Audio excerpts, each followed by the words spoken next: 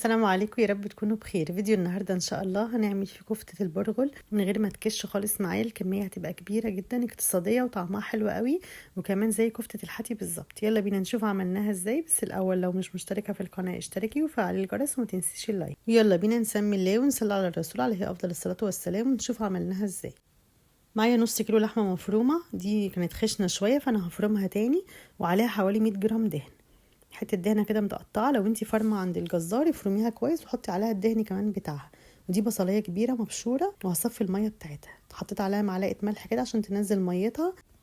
لو عايزه تحطي البصلايه بالميه بتاعتها ما تنقعيش البرغل، لكن انا غسلت البرغل كويس ونقعته في ميه. معايا نص كوبايه برغل نقعتها حوالي ربع ساعه كده في الميه. دلوقتي بقى هصفيه كويس من الميه واحطه على اللحمه والبصل. دلوقتي انا هفرمه تاني في الكبه عشان خاطر الدهن معايا حتت مش مبشور. لو انتي بشره الدهن عليها او فرمه عليها خلاص مش شرط يتحط. دلوقتي عملت معاه كمان قرن شطه، ضربته معاه كمان في الكبه قرن شطه، وحطيت عليه معلقتين بقسماط.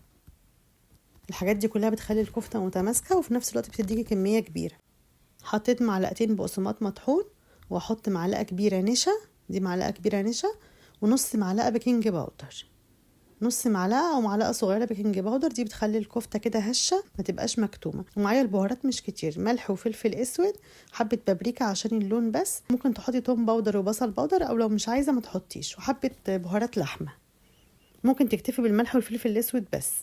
طبعا بهارات اللحمه بتديها طعم حلو، ولو عايزه تزودي بقى توم بودره وبصل بودره براحتك. من كل حاجه معلقه صغيره. قلبت كل حاجه كويس وسبتها شويه حوالي نص ساعه.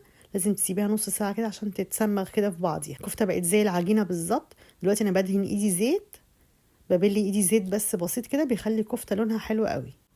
ممكن تبشري كمان طماطميه صغيره كده على معلقتين الزيت دول، وتبلي ايديك بيهم وانتي بتعملي الكفته، بتدي برضو لون احمر كده وحلو.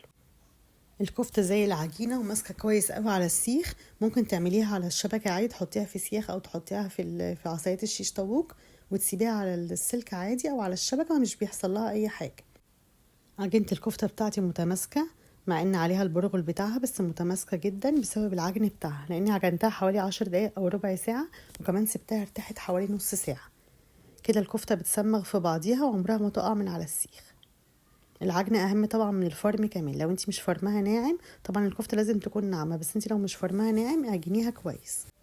دلوقتي انا صبعت الكميه كلها ومولعه الفرن عندي على درجه حراره عاليه. احنا عارفين ان الكفته ما بتاخدش وقت معايا في الفرن، فعلي الحراره عشان خاطر تستوي وتبقى طريه. خليت الحراره في الفرن على 200. طبعا لازم يكون سخن كويس الاول. حطيتها في الرف اللي في النص، خدت معايا حوالي تلت ساعه. خدت لون حلو قوي من غير كمان ما اشغل الشوايه، ما شغلتش الشوايه خالص عليها، وخدت لون حلو قوي. لازم طبعا الفرن ما يكونش واطي، لان الفرن لو الحراره بتاعتها هاديه خالص عليها هتلاقي الكفته نشفت معاكي. الكفته على ما تستوي هتبقى ناشفه، لكن احنا عايزينها تبقى طريه كده وفيها السوائل بتاعتها زي ما هي في قلبها. صباع الكفته بيمط كده مش بيتفرول معايا، وكمان لما تدوسي عليه تلاقي فيه السوائل بتاعته. الكفته حلوه قوي زي الجاهزه بالظبط، طعمها جميل جدا. وعملت معايا كميه كبيره من نص كيلو مفروم، عمل معايا كميه كبيره. يعني ده طبعا لو انت عايزه تزودي الكميه. لو مش عايزه تحطي برغل خالص تعمليها بنفس الطريقه دي من غير برغل، بس طبعا هتكش شويه لانها هتكون لحمه بس. لكن الاضافات اللي احنا حطيناها، البرغل مع البقسماط مع النشا، ده بيخلي الكميه بتاعتها تخليها زي ما هي، ما تكشش ولا حاجه. بس كده، اتمنى الفيديو يكون عجبكم. لو الفيديو عجبكم ما تنسونيش باللايك والاشتراك في القناه وتفعيل الجرس عشان يوصلكم كل فيديوهاتي. والسلام عليكم ورحمه الله وبركاته. مع السلامه.